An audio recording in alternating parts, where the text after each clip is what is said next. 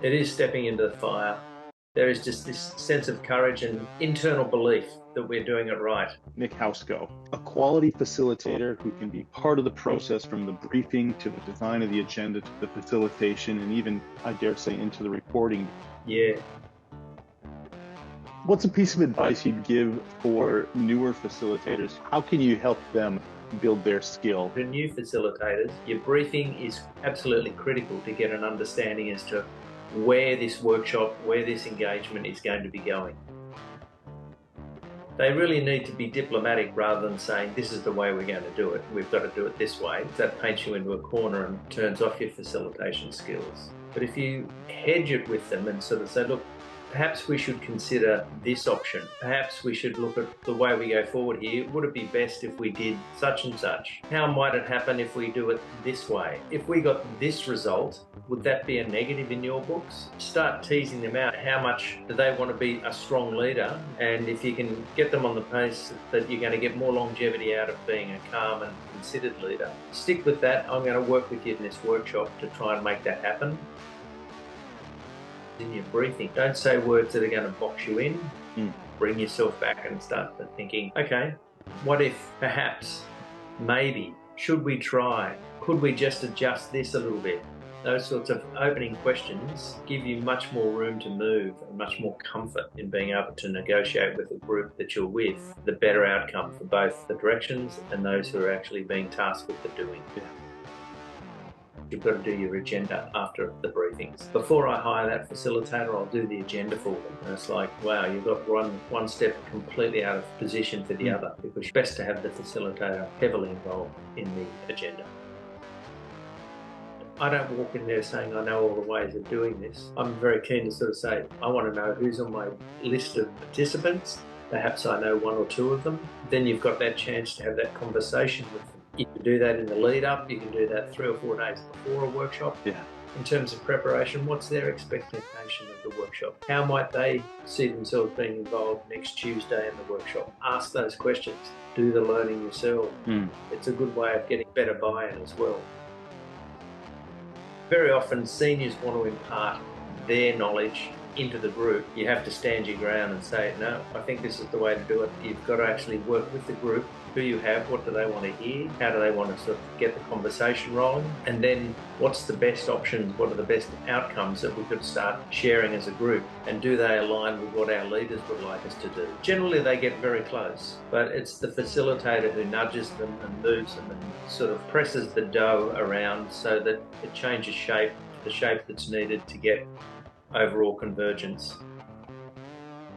Your pre-meeting behaviour sets the pattern so much for the workshop. If you turn up and you're not enthused and you're just waiting for 9 o'clock to start the workshop and you just let people come in, you're a bad host. The workshop's happening in your lounge room.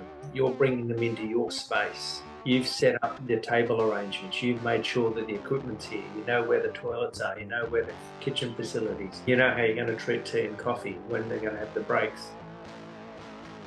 A lot of people don't know how to really behave in workshops. They need to be instructed or encouraged. This is how you share, how you work together.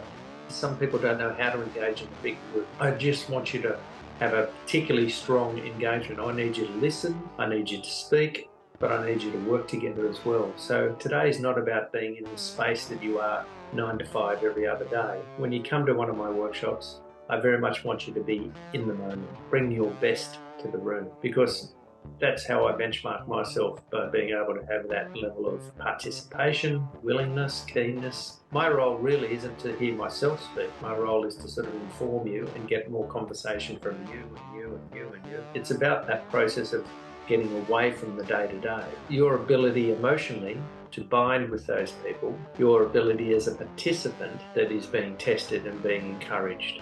There is a contextualization that a facilitator must do to help people realize what are the ways to interact in this workshop context. It's quite a respectful approach, because people do feel outside their comfort zones. And sometimes people need more of that, not less. They don't become good participants at workshops because they've appeared at one of them. They become good because they're there 3 or 4 times.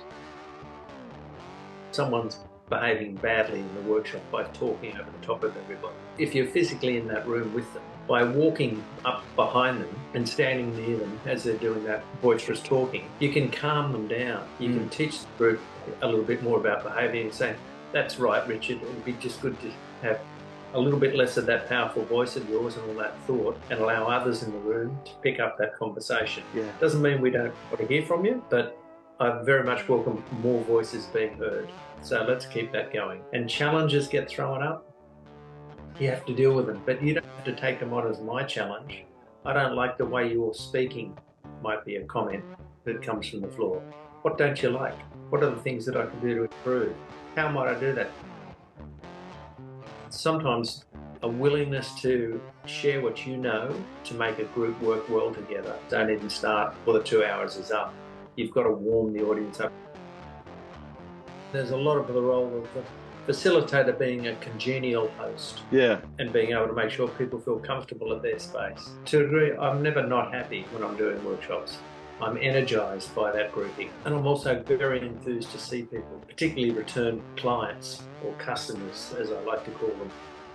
Nick Housego. Thank you so much, Nick, for agreeing to be interviewed. I'm really keen to put this out there because I think regardless of your vast experience and skill, you're very humble, and I've always admired that of you. The messages that you've got are really going to make a difference and help a lot of people build their facilitation, build the recognition of facilitation, and actually make change in areas that require facilitation. Thank you so much for allowing me to interview you. James, it's been a pleasure, and again, I so much encourage what you're doing in terms of being able to drive greater awareness, to have a strong understanding of the culture and the behaviours and things that go on. This podcast of yours and these examples that you do with interviewing, fantastic. Couldn't encourage it more. Thanks so much, Nick. Facilitators, you need bravery, you need courage, you need a willingness to share what you know to make a group work well together. Because once they're out the door, they're gone. They're on to their next thing, or they're catching up with all their emails that they left behind during the course of the workshop.